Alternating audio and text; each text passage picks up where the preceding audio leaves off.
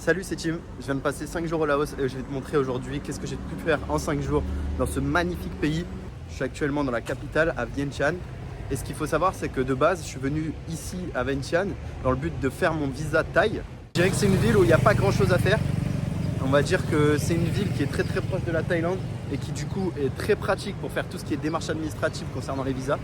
Donc je vais revenir. Malheureusement, j'ai rencontré quelques petits soucis de visa. Bon, si je m'étais pris à l'avance, on va pas se mentir, ça se serait mieux passé. Donc voilà, je me suis envolé pour le Laos pour venir faire ce visa. J'avais mon rendez-vous à 9 h, donc il y a maintenant 4 jours. Ce vlog n'était pas du tout prévu. J'avoue que j'avais commencé à filmer un petit peu sur le départ. Je me suis vite rendu compte que c'était vraiment pas terrible. On va pas se mentir, mon vol était à 7 h. Je me suis levé à 3 h 40, j'avais 2 heures de sommeil. J'ai commencé à parler à la caméra, je vais vous mettre un ou deux extraits, mais voilà, ça va pas du tout, surtout que moi je suis pas très habitué à faire ce genre de choses, hein. C'est les premières fois. Bon, 4 h 10, je suis prêt, j'ai toutes mes affaires, tout qui est ready, j'ai même pris un petit truc à manger, c'est parti, go. Je vais essayer de vous montrer un peu ce que j'ai fait, parce que du coup je me suis retrouvé coincé ici. Pourquoi je me suis retrouvé dans cette capitale fantôme coincé? Bah parce qu'en fait, quand tu prends un rendez-vous le vendredi et qu'ils te disent que ton visa va se faire en 2 jours, en fait ce qu'ils te disent pas, c'est que le week-end ils travaillent pas. Évidemment, j'aurais pu anticiper, je l'ai pas fait et du coup je me suis retrouvé à, voilà, je me suis dit tu vas pas passer 5 jours ici. Le seul problème, c'est quoi le problème? C'est qu'en fait ce qu'ils te disent pas, c'est que le passeport, ils le gardent. Donc du coup, pour tout ce qui est prendre des avions, tout ça à l'intérieur du pays, c'est strictement impossible. J'avais juste ma pauvre carte d'identité française qui est même plus valide depuis 2 mois. Problème. On va tout retracer ensemble, de mon arrivée jusqu'à tous les points d'intérêt que j'ai pu visiter. Donc c'est parti. Donc vous voyez là, donc je suis arrivé à l'aéroport. Là je suis en train de raconter ma vie. Je suis en train d'expliquer que j'ai fait mon visa laotien, que ça coûte à peu près 40 $. Je prends le taxi et là, première petite dinguerie, le mec me dit qu'il a un pote qui travaille à l'ambassade thaïlandaise et qui va peut-être pouvoir me faire mon visa beaucoup plus rapidement. Là, je viens de discuter avec mon chauffeur de taxi. Il m'a dit qu'il avait un ami là-bas et que vous pouvez peut-être me le faire en 1 jour. Et du coup, ça me ferait économiser un maximum de temps. Du coup, là, ça se profile plutôt bien. J'espère que ça va être possible. Je vous fais un update juste après. J'ai pas pu le faire plus rapidement. Je dois venir le rechercher dans 4 jours pleins. Donc là, j'ai pris un taxi direction la gare ferroviaire. Et puis on se casse d'ici, de cette ville, parce qu'à Vientiane, il n'y a rien à faire. Putain, je suis désolé. Je viens d'écouter les rushs. C'est une catastrophe le son, on n'entend rien du tout. J'ai oublié les micros. Donc on va faire avec, mais bon, prochaine fois, micro. Donc vous voyez, hein, c'est pas une ville de fou, hein. Donc j'arrive à l'ambassade de la Thaïlande, je fais mon visa, j'arrive avec une pile de documents grands comme ça, j'avais une 50aine de docs je crois. C'est des trucs de fou ce qu'ils demandent, mais bon. Coup de tampon, ça y est, mon visa est en cours de validation. Je prends un taxi du coup, direction la railway station, j'arrive, je discute et là je vois qu'il n'y a plus de tickets disponibles, plus rien. Je vais au guichet, je lui demande quand même, je négocie un peu tout ça. Et là elle me dit, ok, donne-moi ton passeport. Je dis, comment ça, c'est un train? Elle me dit, oui, donne-moi ton passeport. En fait, ce train, cette ligne de train, donc c'est une ligne de TGV, hein, dites-vous, dans un pays pas du tout développé. C'est une espèce de ligne de TGV super grande qui traverse tout le pays, du nord au sud comme ça. C'est une ligne de train qui a été construite du coup par les investisseurs chinois. Et vous savez que la Chine, dans ce genre de trucs, ils rigolent pas du tout. Et c'est pour ça qu'ils demandent le passeport. Je lui dis, ouais, j'ai ma carte d'identité, ça. Elle me dit, non, c'est que le passeport. Je lui dis, mais je l'ai en photo. Non. Du coup, bah je suis niqué. Donc je regarde sur internet et je vois que les bus c'est 10 heures. 10 heures pour aller là-bas dans des chemins qui font peur. Donc je me suis dit non, voilà, non, tu vas pas faire ça, revois tes plans. Donc je choisis du coup d'aller un peu moins loin, d'abord à Vang Vienne. Et je me suis dit, tant je passe tout mon temps à Vang Vienne et après je reviens. Je fais 2 heures de bus, ou 1h30, je sais plus.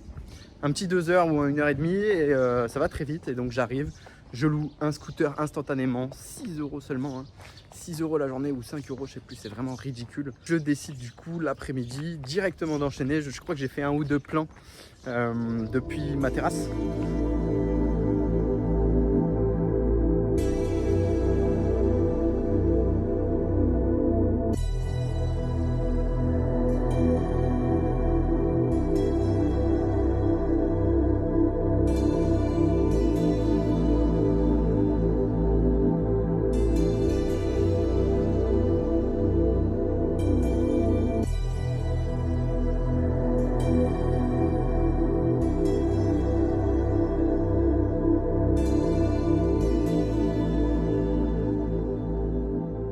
J'ai rencontré un Français et l'après-midi, on décide du coup d'aller monter sur ces fameuses collines dotées de ces petites motos surplombant la vallée qui sont vraiment magnifiques. Donc voilà, ça y est, là je vais vous mettre les images, c'est vraiment incroyable.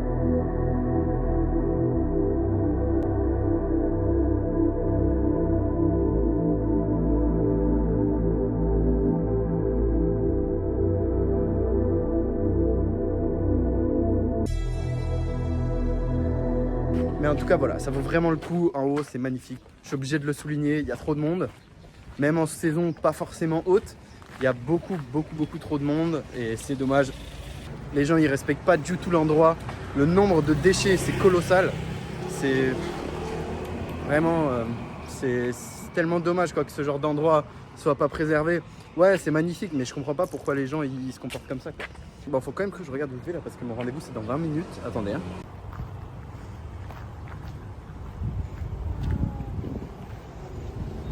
De toute façon, à Vangvienne, tu as 5, 6, 7 points de vue, je crois. Les autres choses à voir à Vangvienne, c'est des caves. Il y a des grottes qui sont hyper stylées, je crois. Moi, j'y suis pas allé. Et il y a aussi des espèces de lagunes, des espèces d'eau bleu turquoise un peu sympa, où tu as des tyroliennes, des trucs comme ça pour les touristes. Ah, ça y est, je suis arrivé. Impressionnante cette ambassade thaïlandaise. Non, non, il n'y a strictement rien. Voilà, c'est un peu à l'image de cette ville, quoi, vous voyez. Il n'y a strictement rien, c'est très triste. T'as 2-3 endroits sympas, mais bon, 2-3 temples, mais bon, voilà quoi. Bon allez, là j'y vais, c'est le grand verdict, je crois que je vais pas pouvoir filmer.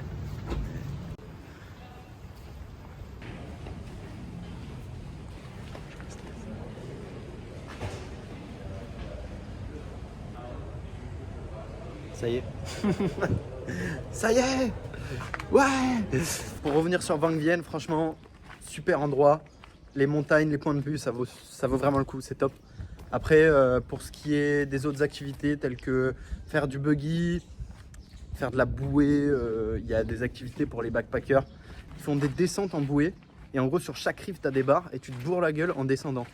Donc sur le papier ça a l'air marrant. Moi après quand je visite un pays aussi beau que ça, c'est pas trop ce que je kiffe faire.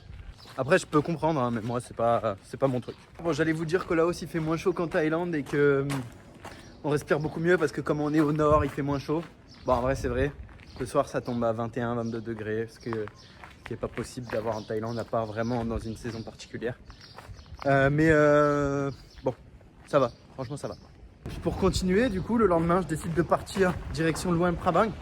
Je prends un bus. Waouh, 10 € pour faire 10 heures de bus, s'il vous plaît. Non, en vrai, c'était... Normalement, sur le papier, c'est 4 heures, mais en fait, la route est tellement horrible que ça se transforme en 6-7 heures. C'était un enfer.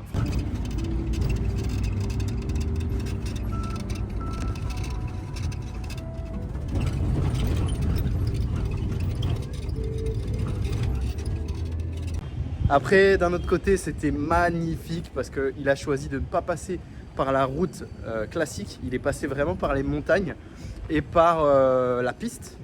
Et on est passé dans des petits villages. J'ai vu les populations. À chaque fois qu'on s'arrêtait, tu prends un fruit, une boisson. Tu vois les mecs qui sont trop contents. Ils voient jamais d'étrangers, quoi. Moi, j'étais là, je prenais des vidéos avec mon tel.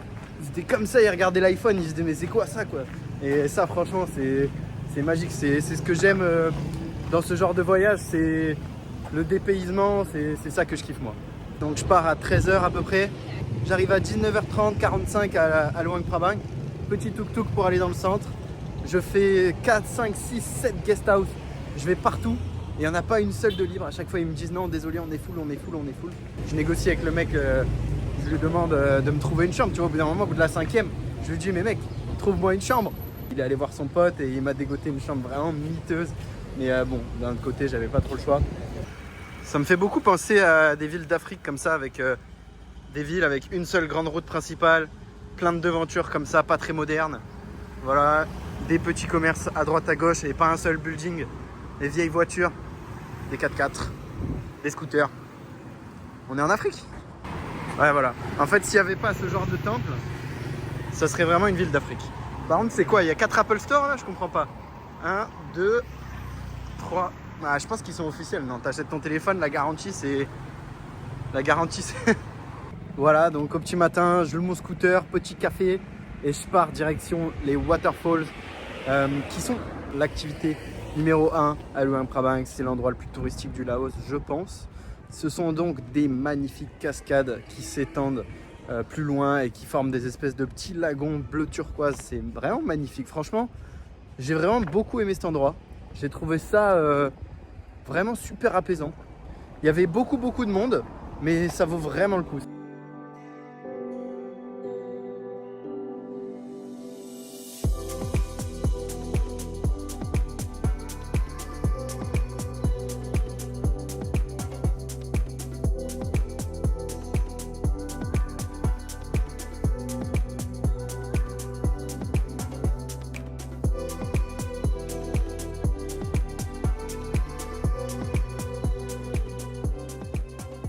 J'ai fait voler le drone, j'ai fait plein de petites vidéos sympas.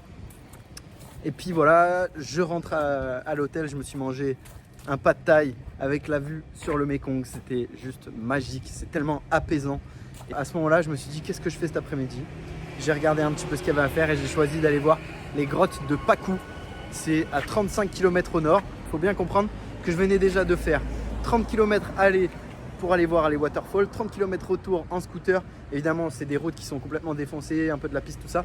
La plupart des touristes prennent des tuk-tuk ou des taxis. Moi, j'avais choisi de le faire un peu à la mode aventure, moi-même. Voilà, d'ailleurs, les gens, ils me regardaient en mode « qu'est-ce qu'il fait ?»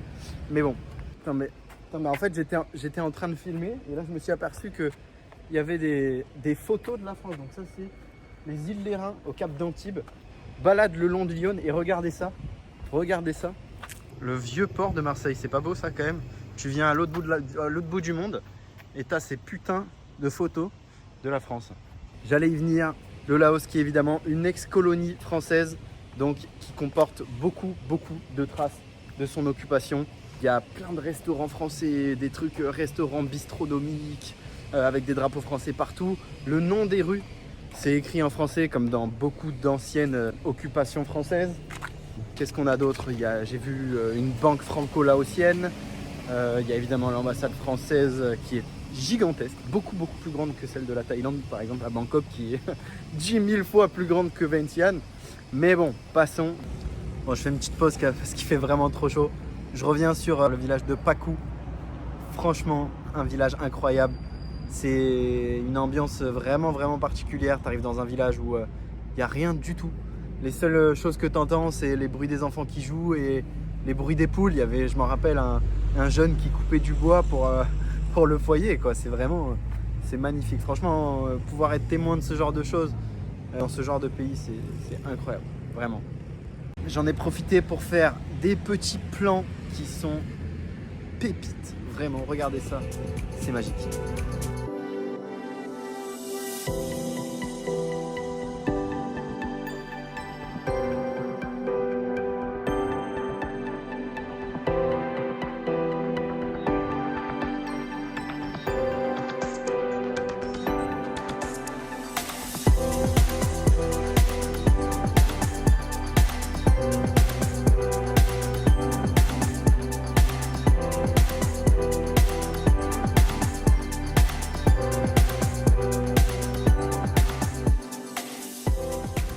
Voilà, et puis après je suis rentré à l'hôtel. J'ai attendu jusqu'à 3h du matin le match de l'OM, tout ça pour qu'on prenne 3-0 par Paris.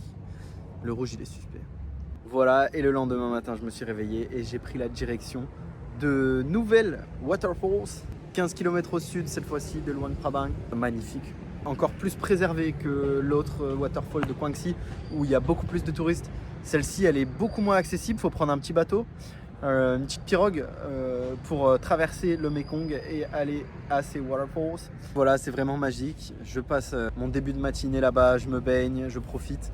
Et l'après-midi, je me prends la direction du coup, parce que vous vous demandez peut-être comment je suis rentré de Luang Prabang à Vientiane. Et ben j'ai réussi à prendre ce foutu train. J'ai réservé en ligne. Et donc j'ai grugé parce que normalement il faut le passeport comme je vous ai dit avant. Donc je réserve en ligne et ils demandent une photo du passeport. Donc je leur envoie et un jour plus tard ils m'envoient un ticket confirmé. Donc je me dis alléluia. Voilà, il restait plus qu'à passer la sécurité. Je prends un taxi pour aller à la gare TGV J'y vais et au moment de rentrer, elle me demande mon passeport forcément. Hein. Je lui donne ma carte d'identité française et je lui montre bien que c'est le même nom que sur le ticket pour pas qu'elle chipote un peu trop et qu'elle regarde vraiment plus en détail si c'est mon passeport. Et c'est là qu'elle me dit OK. Donc voilà, j'ai réussi à prendre le train 3 heures et je suis arrivé hier soir à Vientiane. J'ai pris mon hôtel et me voilà. Bon, globalement, qu'est-ce qu'il y a à faire à Vientiane? Pas grand chose. Il y a un musée, je crois qu'il n'y a pas grand chose à voir. On a quand même cette petite série de temples sympathiques que je vais prendre le temps de regarder cet après-midi. Je vais faire quelques images et puis on va voir.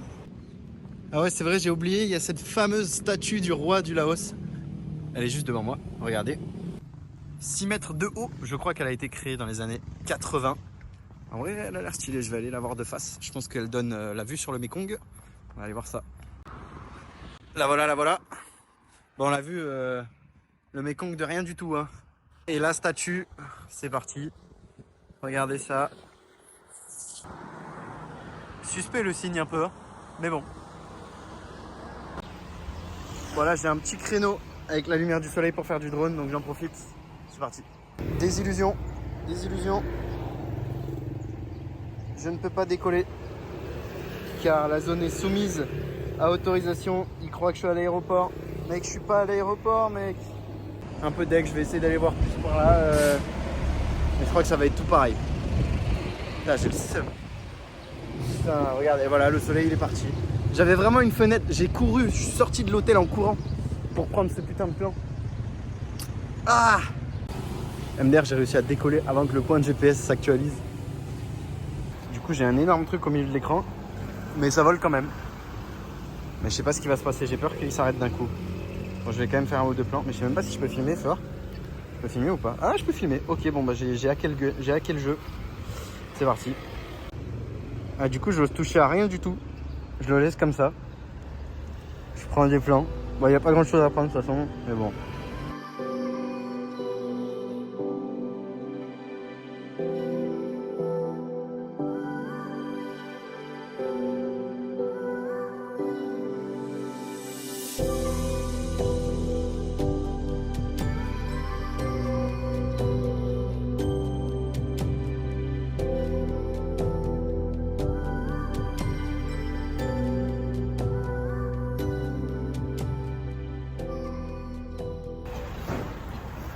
Vous voyez, donc ici, c'est le night market.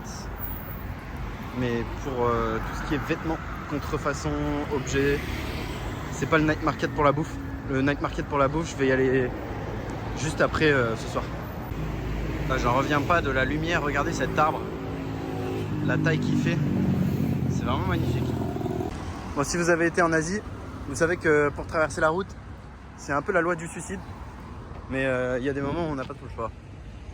Alors, ce marché, coque de téléphone, des valises, des super vêtements, vous voyez, des vestes Christian Dior à tout va, des vêtements, des bijoux, tout ce qu'on peut retrouver dans ce type de marché asiatique, ou même type Maroc, Algérie, Tunisie, c'est un peu tout pareil.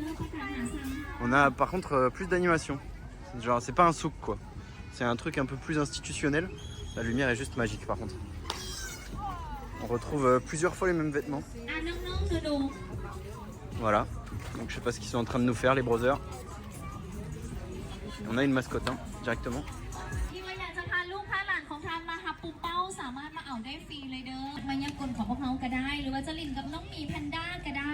Ouais, carrément, je comprends tout. Par contre les enfants ils ont l'air de kiffer. Bon, je vais profiter de la Golden Hour pour faire un petit bilan de toute cette histoire. Le Laos, c'est incroyable. Les paysages, les gens, tout m'a marqué. La chose qui m'a le plus marqué, c'est un truc que j'ai pas retrouvé du tout en Thaïlande. C'est vraiment ce côté apaisant. Il y a un côté vraiment, tout est paisible. Tu vas dans les villages, il n'y a pas de bruit, il n'y a rien. On sent vraiment que c'est pas exploré. Attends, on va se pousser quand même le browser qui court. Vraiment, c'est pas du tout exploré. Dès que tu sors un petit peu des endroits touristiques, mais t'es au milieu de nulle part quoi. Donc franchement, vraiment, c'est incroyable. Le Laos, je recommande à 100%. pour avoir voyagé dans beaucoup de pays, j'ai pas beaucoup touché à l'Asie. Maintenant un petit peu plus, et c'est vrai que par rapport à la Thaïlande, je le mettrai quand même au-dessus. Même si j'habite en Thaïlande, je suis quand même au-dessus en termes de potentiel, de paysage, de végétation. C'est vraiment... Le Laos, c'est quelque chose. Vraiment, c'est indescriptible. Je pense qu'il faut le vivre pour vraiment le comprendre. Voilà. Regardez ça un peu.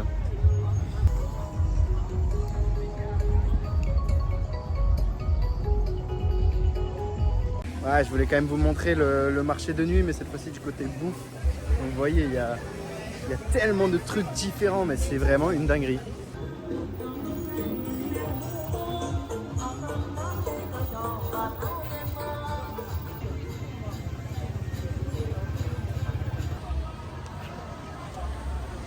Franchement, il y a tout qui a l'air vraiment trop bon. Bon, à part les sauterelles et les vers, peut-être. Peut-être que ça, je suis pas à 100% sûr.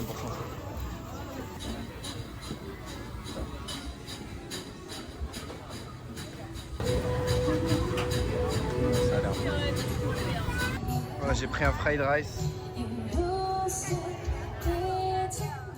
Je vous fais une petite voix off pour mettre un point final à toute cette histoire. Merci beaucoup d'avoir regardé la vidéo jusque-là. J'espère qu'elle vous a plu. Je suis hyper heureux d'avoir pu transformer ce problème de visa au final en opportunité de voyage. Je m'attendais pas du tout à ça.